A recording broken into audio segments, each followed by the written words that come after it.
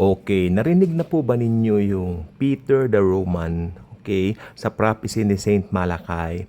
I think if I am not mistaken, it was only 2 years or more than 2 years ago when I watched a documentary here on YouTube, and I believe it's still here. Just go and search for it. The prophecy of Saint Malachi. Pinanood ko po siya at it makes sense din po siya dahil yung prophecy po niya, meron po siya mga figures na binanggit such as ito yung Pope na ganito, ito yung Pope na ganyan, at nung tumapat po doon kay Pope Francis, parang na lumabas doon sa video na parang last Pope na nga po itong si Pope Francis, no? Ano nga po ba ang significance dito sa Bible prophecy? Me bilang nag-aaral po ng eschatology, dahil for me, dun pa rin ang tindig ko, dun pa rin po ang stand ko sa magra-rapture muna, and then pag nag-rapture, may 7 years of tribulation dito, while 7 taon naman po sa heaven, nagbibigay si Lord sa atin, si Lord Jesus, ng mga rewards. Sa mga believers. At ang pinaka-aabangan po talaga natin biblically ay yung Antichrist. Or should I say, rapture muna, and then maiiwan po rito yung mga unbelievers. Siyempre, at ang lalabas pong pinaka-figure during that time is the Antichrist. Tapos, ito naman pong sa Malachi, Saint Malachi, meron po silang tinatawag na Peter the Roman, na ito raw po yung magiging lalabas o lilitaw doon bago ma-distract yung Rome. So, medyo kung i-compare, or should I say, kung atin po siyang i-analyze na iaano sa Biblia, parang contradict. Parang contradict. Pero may magaling na nagpaliwanag na hindi. Dahil iba rin po itong prediction na ito kumpara doon sa Bible. So, para maging safe po tayo, ito pong gusto ko pong sabihin dahil natitiyak ko po after the death of Pope Francis, marami na naman po mga speculations, gunaw, puro ganyan na naman.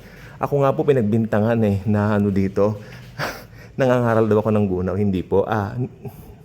Naglagay lang po ako ng title sa isang video na aking inilagay na malapit na ba ang gunaw? And then may nag-comment na hindi naman niya pinakinggan yung video, hindi niya pinanood. Sabi niya, ay, kung ano nung sinasabi mo, ganun-ganon. Sabi ko, watch the video first before commenting. Sabi ko kasi, ang isang matalinong tao, bago magsalita o bago magbigay ng reaksyon, inaaral muna niya. Hindi basta, yes, banat ng banat. Then, mag-unsubscribe na raw siya. Okay, go ahead. Go ahead. Si Lord ang magbibigay ng mga subscriber dito, at naniniwala po ko kayo mga nakasubscribe dito, matatalino po kayo. Palakpakan natin ang mga sarili natin dahil kay Jesus po yan. Mabalik po tayo kay Saint Malachi. Malachi or whatever, no?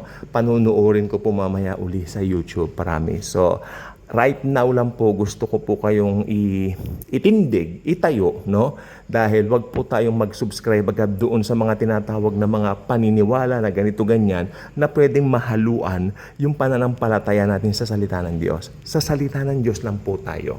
At hindi po ako naniniwala na gunaw agad ngayon. Parang may mga misleading lang po ako mga titles, pero ngayon babaguhin ko na po yun dahil kung makareact yung iba, wagas, no? At naniniwala po ko yung mga hindi nag-react doon, matatalino po kayo. Mahalaga po pag matalino kayo. Dahil isa po sa regalo ng Diyos sa atin ay wisdom. Okay? Hindi ko mo ganun ang title, huhusgahan mo agad.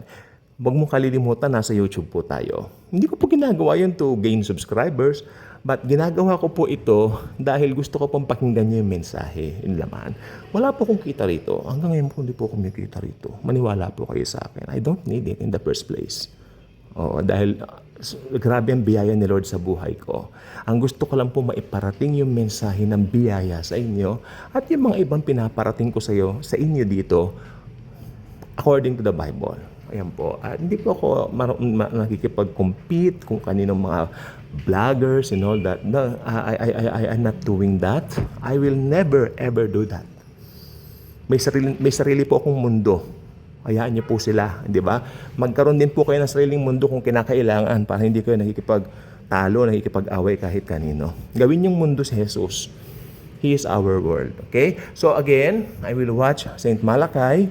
Mamaya, panoorin niyo rin po sa YouTube. I-search po ninyo. And matagal na po kasi, I think it was December 2022, early 2023. I'm not sure. Pero isa lang pong alam ko, pinanood ko po yan dati. God bless.